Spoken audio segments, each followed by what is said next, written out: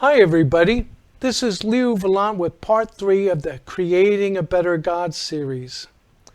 So yes, as discussed previously, the Persian dualist model of religion gives us our belief in goodness and light as opposed to darkness and evil. But the dualist vision has its problems too. Moral religious revelations have not been consistent. What was good in the 8th century BC doesn't seem good enough now. It seems that social morality evolves. Apparently, goodness is not so much a perfection as a process. So it might be necessary to throw over the assumption that God must be eternally perfect. That is, perfect from the beginning.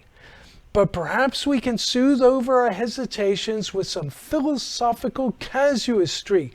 We can explain that God is indeed perfect, but within the context of eternity's other reach, that is, pulling in all future time. We can say that God takes forever to become perfect. So in our real-world temporal terms, we have a God whose perfection mostly exists as an innate potential.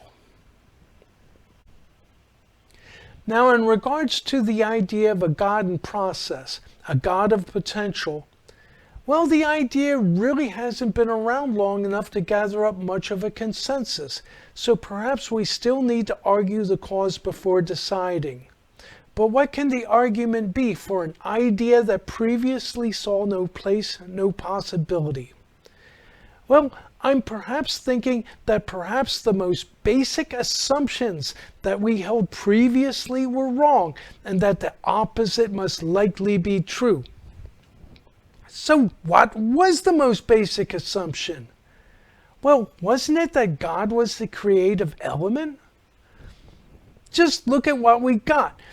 In the beginning, God created the heavens and the earth. And in Greek Platonic philosophy, we have the spiritual logos, or the word, being the first and primary reality before the material. The whole idea behind shamanistic magic is that magic words evoke the objects they name. Everywhere we look in the superstitions of metaphysics, we see the finer etheric principles being the creators of the denser, coarser material. All creation has been said to be top-down. So yes, in striving for some kind of a reality check on this, let's ask ourselves what influences what. Does thought influence matter, or does matter influence thought? Well, isn't it easier to suppose that the massive solids of the world can more easily affect the insubstantial ethereal wisps of quasi-nothingness than to believe it's the other way around? It seems likely we have been looking at this theology completely in reverse, seeing cause and effect in mirror image, supposing that the spiritual was the creative element, that God, the core of spirit, was the ultimate creator, when quite actually the spiritual has all along been the created product of the material. It's the substance which influences the spiritual and not the other way around. It's our brains which make our thoughts, not our thoughts that make our brains, right? We've been looking at our universe upside down. We had a tree in front of us and mistook the leaves for the roots. And we are really lucky that we were wrong. You see, what happens to the barren, dry metaphysics of materialism once we find that spirituality and moral idealism is the tree that grows out of materialism's once pessimistic, dank, and worldly roots, but as it rises with the sap from root to trunk, becomes morally transmogrified, and that God and the angels may be the flowers that bloom among the leaves that brush up against the sky of our endless dreams and possibilities. Under the old system of things, we piled up all moral responsibility and dumped it at the feet of our God. And if we couldn't always sing his praises, we could at least heap upon him all the blame. But now with God and spirituality being a process that starts in the material with humanity, well, the roles become reversed, right? It would seem that moral responsibility would revert to us. Yes, it would be one heck of a burden, but at least we would have it in our power to make things better. Oh, but we can't completely dismiss mystical metaphysics. Anybody who's ever astrally projected knows that there's some kind of a spiritual body. So how do we account for it? The old wisdom has it that our bodies are of recent production, but our souls are eternal, even if we do not remember. The Hindus and Buddhists will pile on past lives, which we also do not remember. But maybe our material bodies are our point of origin. Perhaps our bodies are seeds to our soul.